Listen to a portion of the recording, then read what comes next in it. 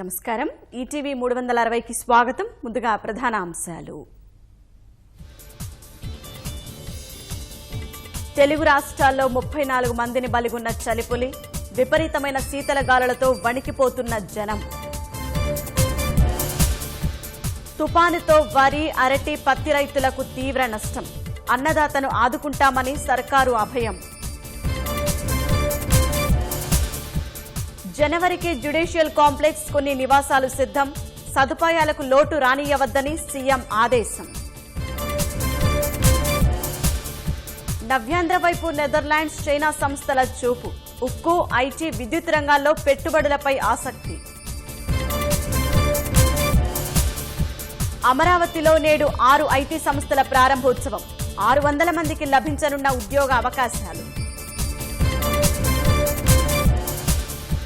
99% వస్తువులపై 18% లోపే జీఎస్టీ.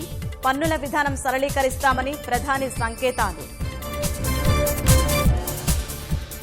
కాంగ్రెస్తో ఎన్నికల ముందు పొత్తు ఉండదన్న టీఎంసీ.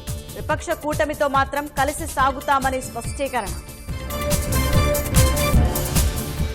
నేటి సాయంత్రం జీఎస్ఎల్వి F11 ప్రయోగం.